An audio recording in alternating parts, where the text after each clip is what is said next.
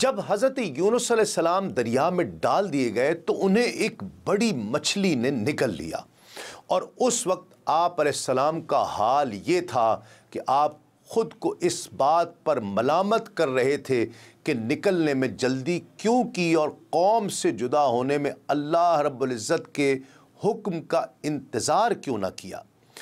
مروی ہے کہ اللہ رب العزت نے مچھلی کو الہام فرمایا، میں نے حضرت یونس علیہ السلام کو تیرے لیے غذا نہیں بنایا بلکہ تیرے پیٹ کو اس کے لیے قید خانہ بنایا ہے، لہٰذا تم نہ تو ان کی کوئی ہڈی توڑنا اور نہ ہی ان کے گوشت کو کاٹنا۔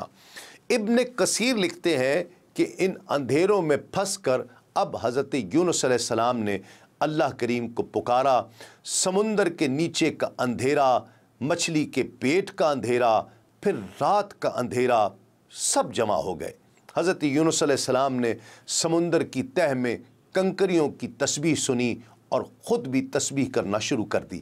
آپ علیہ السلام مچھلی کے پیٹ میں جا کر پہلے تو سمجھے کہ مر گئے ہیں، پھر پاؤں ہلایا تو یقین ہوا کہ زندہ ہیں، وہیں سجدے میں گر پڑے اور کہنے لگے، اے بار الہ، میں نے تیرے لیے اس جگہ کو مسجد بنایا جسے اس سے پہلے کسی نے جائے مسجود نہیں بنایا ہوگا۔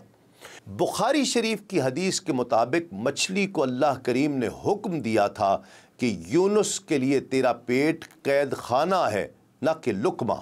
وہ مچھلی 40 دن تک تیرتی رہی اور حضرت یونس علیہ السلام مچھلی کے پیٹ میں جنات اور پانی کی مخلوق کی تسبیح سنتے رہے اور تحلیل کرتے رہے۔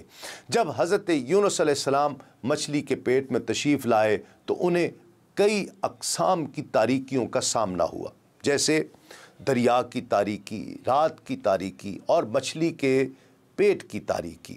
ان اندھیروں میں جب 40 روز پورے ہوئے، حضرت یونس علیہ السلام نے اپنے پروردگار سے اس طرح دعا کی، ان لا الہ الا انت سبحانک انی کنت من الظالمین، تیرے سوا کوئی معبود نہیں، تو ہر عیب سے پاک ہے، بے شک مجھ سے بے جا ہوا۔ تبیان القرآن میں ہے کہ فرشتوں نے ان کے رونے کی آواز سنی اور پہچان لیا، اور ان کی گریہ ازاری کی وجہ سے فرشتے بھی رونے لگے۔ انہوں نے کہا، اے ہمارے رب، یہ ایک غم زدہ شخص کی کمزور آواز ہے جو کسی اجنبی جگہ پر ہے۔ اللہ کریم نے فرمایا، یہ میرا بندہ یونس ہے۔ فرشتوں نے کہا کہ اے رب، یہ نیک بندہ ہے، صبح و شام اس کے بکثرت نیک اعمال آسمانوں پر پہنچتے ہیں۔ فرمایا ہاں۔ حضرت یونس علیہ السلام کی فرشتوں نے بھی شفاعت کی اور اللہ کریم نے حضرت یونس علیہ السلام کی توبہ قبول فرما کر مچھلی کو حکم دیا کہ وہ ان کو بحفاظت باہر اگل دے۔ علل الشرائع میں روایت ہے کہ امام جعفر صادق رضی اللہ تعالیٰ عنہ نے فرمایا، اللہ رب العزت کے علم میں تھا کہ وہ ان لوگوں کی توبہ قبول کرنے کی وجہ سے ان سے عذاب کو ٹال دے گا، اور یونس کو اس کے برعکس عذاب نازل ہونے کی خبر اس لیے دی تاکہ انہیں مچھلی کے پیٹ میں اللہ کی عبادت کرنے کی فراغت عطا ہو اور یہ ان کے ثواب اور کرامت کا سبب بنے۔ حضرت سعد بن ابی وقاص رضی اللہ تعالیٰ عنہ فرماتے ہیں، ہم نبی کریم صلی اللہ علیہ وآلہ وسلم کے قریب بیٹھے ہوئے تھے تو آپ نے ارشاد فرمایا، کیا میں تمہیں ایسی چیز کے بارے میں خبر نہ دوں کہ جب تم میں سے کسی شخص پر کوئی مصیبت یا دنیا کی بلاؤں میں سے کوئی بلا نازل ہو جائے اور وہ اس کے ذریعے دعا کرے تو اس کی مصیبت و بلا دور ہو جائے؟ آپ صلی اللہ علیہ وآلہ وسلم سے عرض کی گئی، کیوں نہیں؟ ارشاد فرمایا، وہ چیز حضرت یونس علیہ السلام کی دعا، لا الہ الا انت سبحانک انی کنت من الظالمین ہے۔ حضرت سعد بن مالک رضی اللہ تعالیٰ عنہ سے روایت ہے، نبی کریم صلی اللہ علیہ وآلہ وسلم نے ارشاد فرمایا، جو مسلمان اپنی بیماری کی حالت میں 40 مرتبہ لا الہ الا انت سبحانک انی کنت من الظالمین کے ساتھ دعا مانگے، پھر وہ اس مرض میں فوت ہو جائے تو اسے شہید کا اجر دیا جائے، اور اگر تندرست ہو گیا تو اس کے تمام گناہ بخشے جا چکے ہوں گے۔ حضرت سعد بن مالک رضی اللہ تعالیٰ عنہ سے روایت ہے، رسول اللہ صلی اللہ علیہ وآلہ وسلم نے ارشاد فرمایا، کیا میں تمہاری اللہ تعالیٰ کے اس اسم اعظم کی طرف رہنمائی نہ کروں جس کے ساتھ جب بھی دعا کی جائے تو وہ قبول ہو جائے اور جب سوال کیا جائے تو عطا ہو جائے؟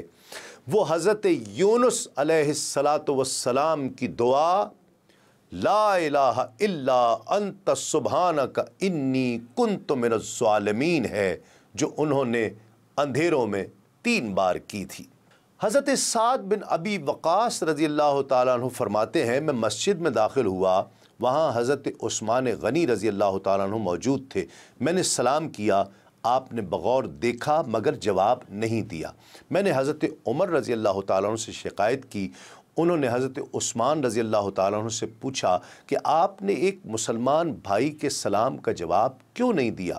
فرمایا، یہ نہ آئے اور نہ ہی سلام کیا اور نہ میں نے اس کا جواب دیا۔ اس پر میں نے قسم اٹھائی، آپ نے بھی میرے مقابلے میں قسم اٹھائی۔ پھر کچھ خیال کرتے ہوئے حضرت عثمان رضی اللہ تعالیٰ عنہ نے توبہ استغفار کیا اور فرمایا، ٹھیک ہے آپ نکلے تھے، لیکن میں اس وقت اپنے دل سے وہ بات کہہ رہا تھا جو میں نے رسول اللہ صلی اللہ علیہ وآلہ وسلم سے سنی تھی۔ واللہ وہ جب مجھے یاد آتی ہے، میری آنکھوں پر ہی نہیں میرے دل پر بھی پردہ پڑ جاتا ہے۔ حضرت سعد نے فرمایا، میں آپ کو اس کی خبر دیتا ہوں۔ رسول اللہ صلی اللہ علیہ وآلہ وسلم نے ہمارے سامنے اول دعا کا ذکر ہی کیا تھا کہ ایک اعرابی آیا اور آپ صلی اللہ علیہ وآلہ وسلم کو باتوں میں مصروف کر دیا۔ وقت گزر گیا اور آپ صلی اللہ علیہ وآلہ وسلم وہاں سے اٹھے اور مکان کی طرف تشریف لے گئے۔ میں پیچھے ہو لیا اور زور زور سے زمین پر پاؤں مار کر چلنے لگا کہ کہیں حضور صلی اللہ علیہ وآلہ وسلم اندر داخل نہ ہو جائیں۔ آپ صلی اللہ علیہ وآلہ وسلم نے میری طرف دیکھا اور فرمایا، کون؟ ابو اسحاق؟ میں نے عرض کی، جی ہاں یا رسول اللہ صلی اللہ علیہ وآلہ وسلم۔ کہا، کیا بات ہے؟ میں نے عرض کی کہ اعرابی کی مشغولیت کی وجہ سے اول دعا رہ گئی تھی۔ آپ صلی اللہ علیہ وآلہ وسلم نے فرمایا، ہاں وہ دعا حضرت ذوالنون علیہ السلام کی تھی جو انہوں نے مچھلی کے پیٹ میں مانگی تھی، یعنی لا الہ الا انت سبحانک انی کنت من الظالمین۔ سنو، جو بھی مسلمان جس کسی معاملے میں جب بھی اپنے رب سے یہ دعا کرے، اللہ کریم اسے ضرور قبول فرماتے ہیں۔ اللہ رب العزت نے حضرت یونس علیہ السلام کی پکار سن لی اور ان کی دعا کو شرف قبولیت سے نوازا، چنانچہ انہیں تنہائی اور وحشت کے غم سے نجات بخشی اور مچھلی کو حکم دیا تو اس نے حضرت یونس علیہ السلام کو دریا کے کنارے آ کر اپنے پیٹ سے نکال کر میدان میں ڈال دیا، اور مچھلی کے پیٹ میں رہنے کی وجہ سے آپ ایسے کمزور، دبلے پتلے اور نازک ہو گئے تھے جیسے بچہ پیدائش کے وقت ہوتا ہے۔ آپ علیہ السلام کے جسم کی کھال انتہائی نرم ہو گئی تھی اور بدن پر کوئی بال باقی نہ رہا تھا۔ جیسا کہ ارشاد باری تعالیٰ ہے، فَاسْتَجَبْنَا لَهُ وَنَجَّيْنَاهُ مِنَ الْغَمِّ وَكَذَلِكَ نُنْجِي الْمُؤْمِنِينَ، پس ہم نے ان کی دعا مستجاب فرمائی اور ہم نے ان کو غم سے نجات دی، اور اسی طرح ہم مومنین کو نجات دیتے ہیں۔ جب وہ مچھلی کے پیٹ سے باہر آئے تو انتہائی ضعیف، ناتواں اور کمزور ہو چکے تھے، اور نقاہت کی وجہ سے نہ اٹھ سکتے تھے اور نہ چل سکتے تھے۔ اس کا تذکرہ قرآن مجید نے اس انداز میں فرمایا، پھر ہم نے بیمار کمزور حالت میں انہیں بے آب و گیا چٹیل زمین پر لا پھینکا اور ان پر کدو کا درخت اگا دیا تاکہ وہ ان پر سایہ کرے۔ ساحل پر اللہ تعالیٰ نے درخت اگا دیا جس پر کدو کی بیل چڑھائی گئی تاکہ اس کے بڑے بڑے پتوں کے سائے میں آپ رہیں، اس کو چوس کر آپ اپنی خوراک کا اہتمام کرتے اور اس کے بڑے پتوں کے ذریعے سورج کی तपिश से महफूज रहते। मछली के शिकम में रहने की वजह से आपके बाल झड़ गए थे और जिल्द इंतहाई नाजुक बारीक हो गई थी। आप साहिल पर इसी हालत में चंद दिन पड़े रहे और दिन रात अल्लाह ताला की इबादत व तस्बीह में मसरूफ़ रहे, यहाँ तक कि आपके बदन में क़ुव्वत लौट आई और जिल्द और बदन कवी होने लगा।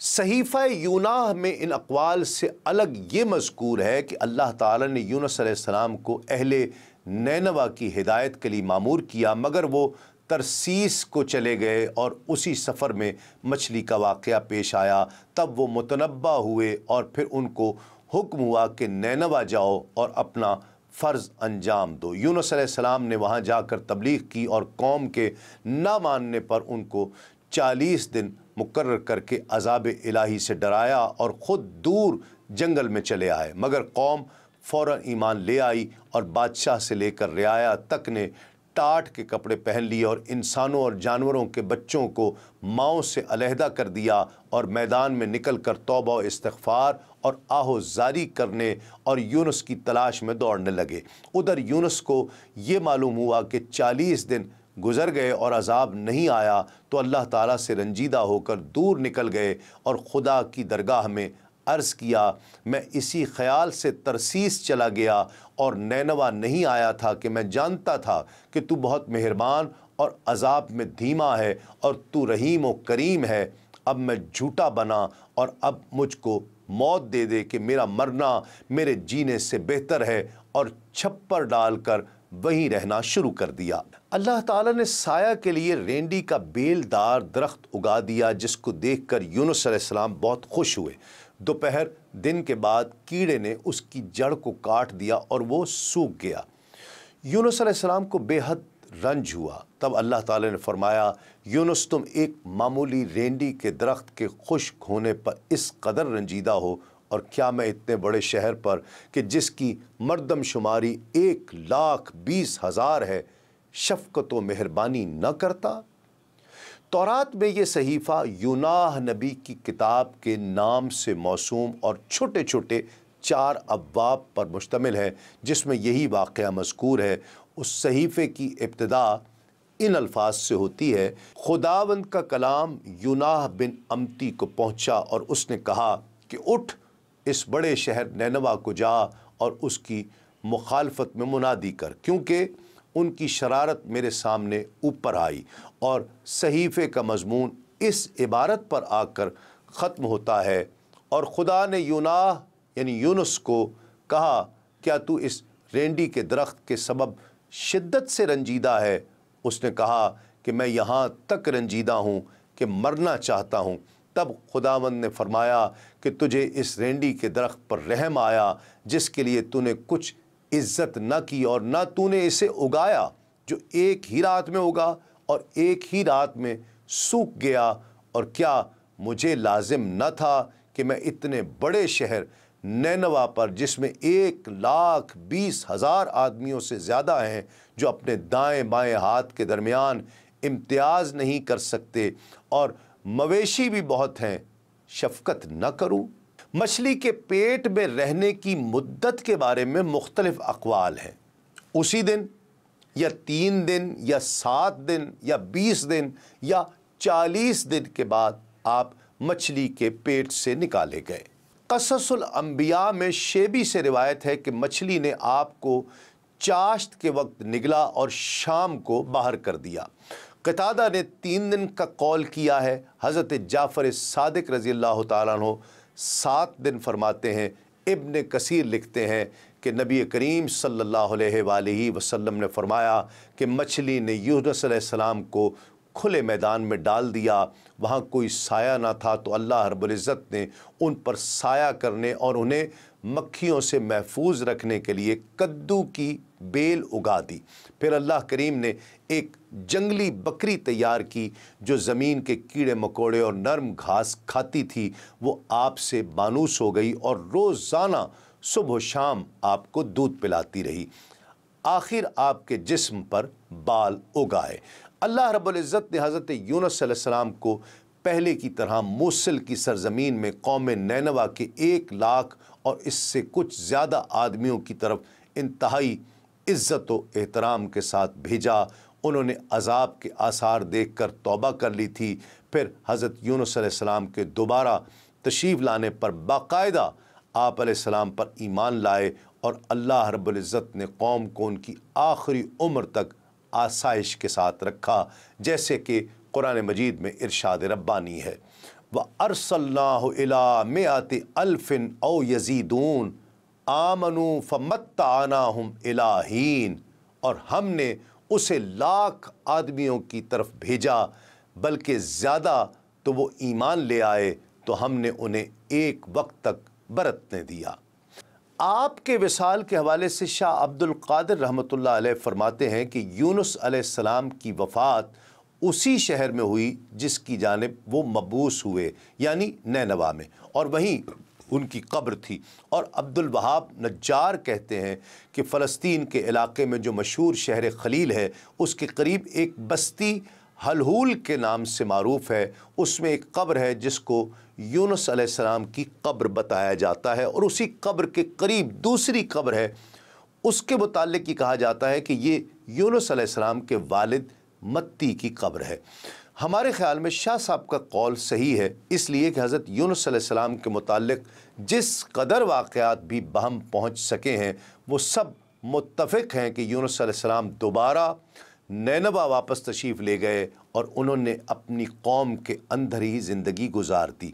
लिहाजा करीन सवाब यही मालूम होता है कि उनका इंतकाल नैनवा में ही हुआ और वहीं उनकी कब्र होगी, जो नैनवा की तबाही के बाद नामालूम हो गई। और बाद में खुश एतक़ादी के नुक्ता नज़र से हलहूल की गैर मारूफ़ 2 कब्रों को यूनुस अलैहिस्सलाम और उनके वालिद मत्ती की कब्र बना दिया गया।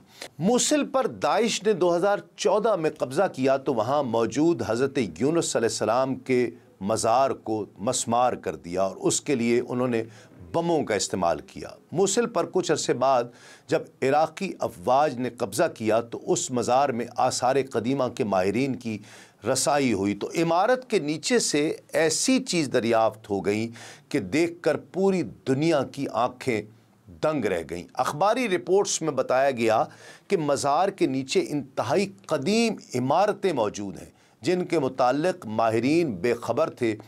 उन इमारात के मुताल्लिक़ माहिरीन ने ख़याल ज़ाहिर किया कि ये कदीम बादशाह ईसर हुदून का महल है। महल के साथ सुरंगों का जाल बिछा हुआ है जिनसे बहुत सी चीज़ें मिली हैं, जिनमें से अक्सर संगे मरमर की बनी हुई हैं। इन तख्तियों पर मुख्तलिफ इबारात तहरीर हैं जिनमें से एक पर ईसर हुदून को दुनिया का बादशाह कहा गया है, जबकि बाकी तख्तियों पर लिखी तहरीरों से उसके ख़ानदान की तारीख़ का पता चलता है। ये तमाम अशिया 672 क़ब्ल मसीह की हैं। मज़ार के नीचे दरियाफ़्त होने वाली इमारात की दीवारों पर नक्श व निगार बने हुए हैं जिससे उस कदीम तहज़ीब के तर्ज़ तामीर का अंदाज़ा भी होता है। ये मज़ार इब्तिदाई तौर पर 1852 ईस्वी में दरियाफ़्त हुआ था जब मोसल के गवर्नर ने खुदाई करवाई थी। उसके बाद 1950 में इराक़ी महकमा आसार क़दीमा ने उस पर तहकीक शुरू की, ताहम वो आज तक उन ज़ेरे ज़मीन इमारात और सुरंगों तक पहुँच नहीं सका था। हज़रत यूनुस अलैहिस्सलाम के वाक़े में अल्लाह करीम के उस उसूल और ज़ाब्ते की तरफ इशारा है कि जब मेरे बंदे किसी मुसीबत में मुब्तला हों और फिर मुझे खुलूस नीयत से याद करके इज़हार नदामत करें तो मेरे करम की मौजें बेकरार हो जाती हैं। ऐसा करते हुए पुरतासीर अल्फाज और जादू बयानी की भी चंदा ज़रूरत नहीं होती, सिर्फ़ एक बराह रास्त सादा सा एतराफ़ और इज़हार नदामत। अर्श मुअल्ला तक रसाई में कोई रुकावट नहीं रहती। इन आयात में वो मुबारक अल्फाज भी हैं जिनके तवस्सुत से मांगी हुई दुआ की कबूलियत में और कोई शर्त नहीं है। मौलाए कायनात हज़रत अली रज़ी अल्लाह ताला अन्हु का फरमान है कि ऐसा नहीं कि अल्लाह करीम किसी बंदे के लिए शुक्र का दरवाज़ा खोले اور نعمتوں کی افزائش کا دروازہ بند کر دے، اور کسی بندے کے لیے دعا کا دروازہ کھولے اور در قبولیت کو بند رکھے، اور کسی بندے کے لیے توبہ کا دروازہ کھولے اور مغفرت کا دروازہ اس کے لیے بند کر دے۔ پھر فرمایا جب سختی انتہا کو پہنچ جائے تو کشائش و فراخی ہوگی، اور جب اور مصیبت کی کڑیاں تنگ ہو جائیں تو راحت و آسائش حاصل ہوتی ہے۔